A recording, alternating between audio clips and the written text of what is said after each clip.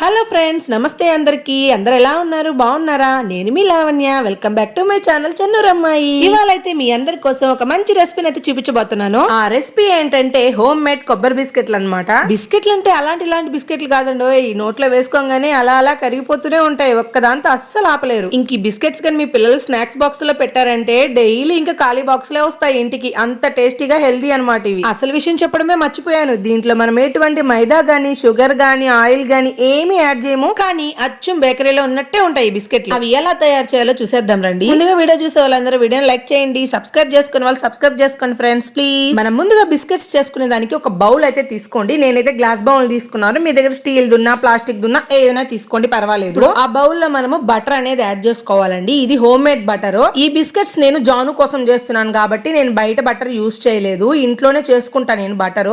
So దాన్నే use చేసుకుంటానండి. ఒకవేళ లేని వాళ్ళు బయట బటర్ కూడా తెచ్చుకొని యూస్ చేసుకోండి, ప్రాబ్లం ఏమి ఉండదు. ఇంకా ఈ వెన్న ప్లేస్ లో మనము నెయ్యిని కూడా యాడ్ చేసుకోవచ్చు అండి. కాకపోతే మరీ కరగబెట్టిన నెయ్యి కాకుండా కొంచెం రూమ్ టెంపరేచర్ లో ఉండే నెయ్యిని యాడ్ చేసుకోండి. ఇప్పుడు దీంట్లో 1 కప్పు బెల్లం పౌడర్ యాడ్ చేయాలి. 1 కప్పు వెన్నకి 1 కప్పు బెల్లం పౌడర్ అండి. బెల్లం గడ్డలుగా ఉండేది కాకుండా పౌడర్ అని చెప్పి బయట షాపుల్లో అమ్ముతారు. సో అది తీసుకోండి, బాగుంటది. ఇంకా అంటే బాగా కలుస్తుంది అనమాట వెన్నలో. ఈ రెండింటిని కూడా ఒక విస్కర్ తీసుకొని ఆ విస్కర్ తో మొత్తం బాగా కలిసిపోవాలండి.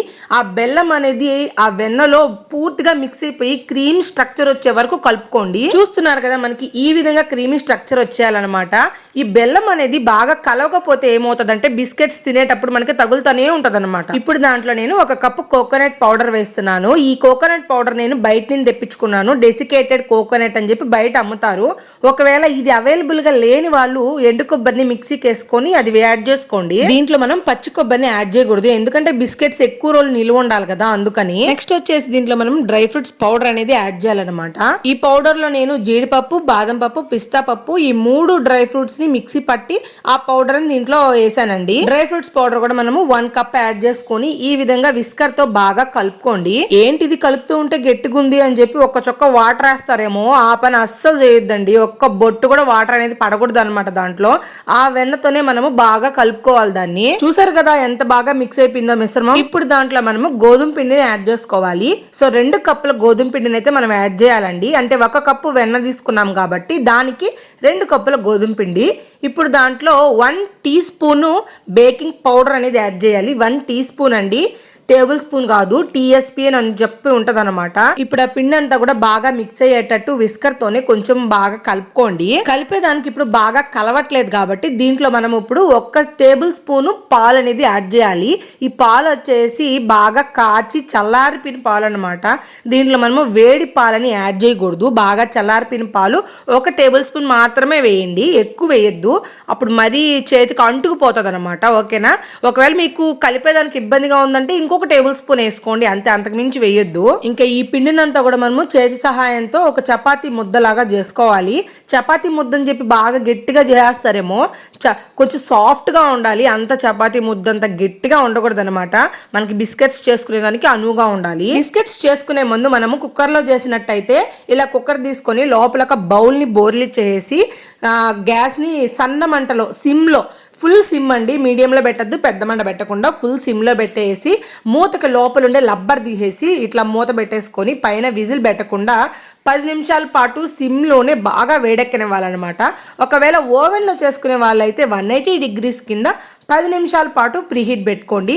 దానికి దీనికి పెద్ద తేడా ఏముండదండి. అందరిలో ఓవెన్స్ ఉండవు కాబట్టి అలా కూడా చూపిస్తున్నా నేను. అవి ప్రీహీట్ అయ్యే లోపు మనం ఈ లోపల బిస్కెట్స్ అయితే రెడీ చేసుకుందాము. బేకింగ్ ట్రే మీద బటర్ పేపర్ వేసేసి పక్కన పెట్టుకోండి. ఇంకా ఇది వచ్చేసి డెసికేటెడ్ కోకోనట్ అని చెప్పాను కదా, సో అదే చిన్న బౌల్లో తీసుకున్నాను పైన డెకరేషన్ కోసం. ఇది పూర్తిగా ఆప్షనల్ అండి. సో మీకు కావాలంటే పెట్టుకోవచ్చు, లేదా ఇట్లానే బిస్కెట్స్ ఒత్తేసుకొని ఇలానే బిస్కెట్స్ చేసుకోవచ్చు, ఏమీ ప్రాబ్లం ఉండదు. నేను ఇలా ఎందుకు చేస్తున్నానంటే పిల్లలకి బాగా తినేదానికి అట్రాక్టివ్ గా ఉంటే తినేదానికి బాగా ఇష్టపడతారు కదా వాళ్ళు, అందుకని చెప్పేసి. ఇంకా అచ్చం బేకరీ స్టైల్లో లాగుంటాయి, వాళ్ళు కూడా ఈ విధంగానే ఉంటాయి కదా బిస్కెట్స్ వాళ్ళు చేసేటివి.